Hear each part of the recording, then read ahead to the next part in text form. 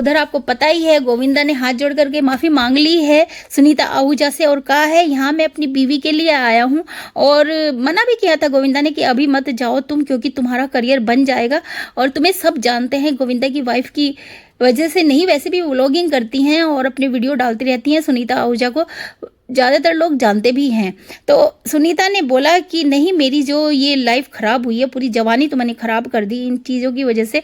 तो माफ़ी भी मांगी नहीं है। गोविंदा ने बोला मैं माफ़ी नहीं मांगूंगा, बट आज के बाद मैं कुछ भी ऐसी आपको शिकायत का मौका नहीं दूंगा। आप मेरे बचपन का प्यार हो, जवानी में आपने मुझे संभाला, मेरे बच्चों को संभाला। और सही भी बात है भाई, आहूजा नहीं ये सब करती तो गोविंदा वहां तक नहीं पहुंच पाते जहां तक वो पहुंचे हैं। शुरू से साथ में रही हैं और घर भी संभाला, सास को भी संभाला, नंदों के बच्चों को भी संभाला, सबको संभाला। बस अब अपनी लाइफ खुलकर जीना चाहती हैं। और जब उनसे पूछा था अफेयर के बारे में तो उन्होंने साफ कहा था कि नहीं, मुझे कोई इच्छा नहीं है कुछ ऐसा अफेयर वगैरह करने का। अब बस मैं शांति से अपने मन से जैसा जीना चाहती हूँ वैसा जीना चाहती हूँ। तो इवेक्ट हो चुकी हैं सुनीता आहूजा, उनको घर जाना भी था। पहले ही सोशल मीडिया पर रियाज के फॉलोअर्स बहुत ज़्यादा हों पर उनको कम वोट मिले, और दूसरा नंबर सुनीता आहूजा का था, उनको भी कम वोट मिले और दोनों ही एलिमिनेट हो गए हैं और शो से बाहर हो गए हैं। और बात करते हैं सीक्रेट्स की, तो टास्क को लेकर गहमा गहमी रही। श्रेया कालरा के बारे में कुछ लोगों ने बातें की और अक्षरा चमोला का सीक्रेट भी बाहर आ गया, जिससे वे काफ़ी निराश और हताश दिखाई दी थी। इस बार डबल एलिमिनेशन हुआ है। ये हफ्ता 2 कंटेस्टेंट के लिए बहुत भारी पड़ा है। कम स्क्रीन प्रेजेंस, वो जो कि प्रेजेंस रहते ही नहीं हैं। रियाज अली कुछ भी नहीं, बस टास्क के समय वो अलर्ट हो जाते हैं, बाकी कुछ नहीं। तो उनको तो निकलना ही था और उनके साथ साथ सुनीता आहूजा को भी बाहर का रास्ता दिखाया गया, क्योंकि वो खुद भी जाना चाहती थी और बहुत ज़्यादा अपने आप को टॉर्चर ऐसा महसूस कर रही थी कि बहुत ही ज़्यादा उनके ऊपर प्रेशर है। और घर में काफ़ी बदलाव भी किए गए हैं इन दोनों के बाहर होने के बाद, करके समीकरण को पूरी तरह ही चेंज कर दिया है। और बाकी बचे कंटेस्टेंट्स के बीच आगे की रणनीति को लेकर बहुत ज़्यादा बहस भी शुरू हो गई थी। अब देखना ये है कि भाई अब ये किस तरह से, गुटों में तो बटे हुए हैं, 2 गुट है, बट अब क्या इनकी सोची समझी। और राम की बात करें तो भाई ये पलटू है, पलटू हमेशा पलट जाता है। पहले जब इसने देखा तरह से इन दोनों ने जजमेंट दिया ना भाई, तालियां बजानी पड़ेंगी रितेश के लिए भी, क्योंकि इन्होंने सख्ती लहजे में कहा कि आप वो हर चीज़ भी नहीं कर सकती जो आप चाहती हैं यहाँ, और उन्हें सजा भी दी। आकांक्षा चौधरी की बात कर रही हूँ, उन्हें शो के होस्ट रितेश देशमुख और फराह खान दोनों ने मिलकर 1 हफ्ते के लिए पनिशमेंट सेल में डाल दिया है। और अब देखना ये है कि भाई अब आगे वो क्या करती हैं। मुझे नहीं लगता वो चेंज होंगी, उस सेल में जाकर भी वो वैसी की वैसी ही रहेंगी, क्योंकि चेंज उन्होंने होना नहीं है। वो किसी की तरह भी नहीं बनना चाहती और उग्र रूप लेकर के बाहर आएंगी आकांक्षा चौधरी। जिस प्रकार से वो किसी का कैरियर खाती हैं, किसी का कुछ मतलब इस तरह से बोलती हैं, और वो टाइम पे सुधर भी जाती है। टाइम पे जब उसे लगता है कि भाई ओवर हो रहा है तो वो अपने आप को संभाल भी लेती है, ये भी बात है उसकी। तो देखिए अभी यहाँ पर घमासान दोबारा होने वाला है, क्योंकि अब इनकी स्ट्रेटेजी बिल्कुल बदल जाएगी। और राम कपूर बैठने के बारे में भी लड़ते हैं कि भाई यहाँ बैठना है, आप वहाँ बैठिए। बड़े बड़े लंबे लंबे भाषण छोड़ता है ये व्यक्ति।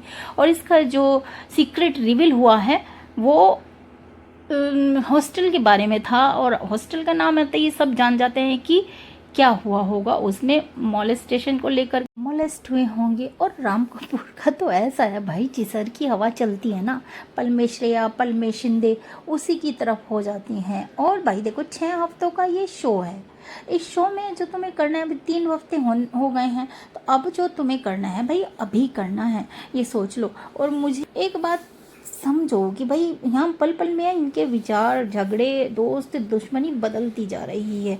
हर्षद चोपड़ा अपनी एक्टिंग में बस बिजी हैं, अपनी एक्टिंग ओवर एक्टिंग करते रहते हैं और अलग से दिखाई देते हैं। और आकांक्षा के ऊपर चप्पल फेंकी है, पानी उसके मैट्रेस पर गिराया है, तो सजा मिली है।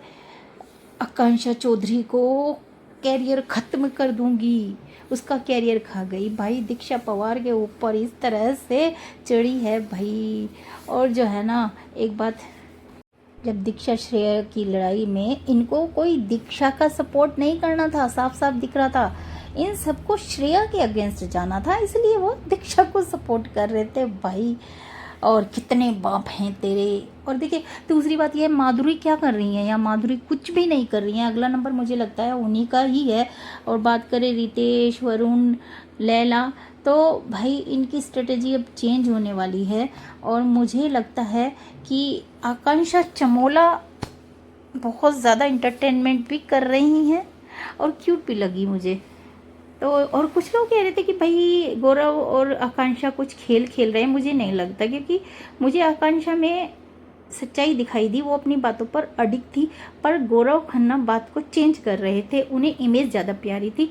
बट करियर बनाना है आकांक्षा चमोला को तो कुछ तो करना होगा, और इसीलिए अभी इनका सेकंड नहीं थर्ड भी रिवील होने वाला है सीक्रेट। और बच्चे को लेकर है वो कि बच्चा क्यों नहीं कर रही हैं। दो तो रिवील हो चुके हैं, बाइसेक्सुअल हैं, और दूसरी बात डिवोर्स की तो उन्होंने आते ही बोल दी थी। अब तीसरा सीक्रेट रिवील करेंगी नहीं करेंगी, बेबी के बारे में है जो वो पता लग जाएगा। तो गोविंदा जी की एंट्री होती है, इसके लिए मैंने वीडियो बनाया था। गोविंदा जी आते हैं और गोली लाते हैं साथ में कि ले सुनीता मार मेरी छाती में, और माफ़ी भी नहीं मांगते, कहते हैं कि माफ़ी तो नहीं मांगूंगा बट आगे से तुझे कोई परेशानी नहीं होगी। हाँ मैंने ये सब किया है और बच्चे तो तूने पाले हैं मेरे, मैंने बाहर संभाला, तूने घर संभाला, बराबर की हकदार है तू, और तुझे सब जानते हैं, ऐसा नहीं है कि गोविंदा की वजह से ही फेमस है। ये सब बातें की हैं। और सुनीता और रियाज दोनों की विदाई हो चुकी है। अब वाइल्ड कार्ड एंट्री किसकी होगी?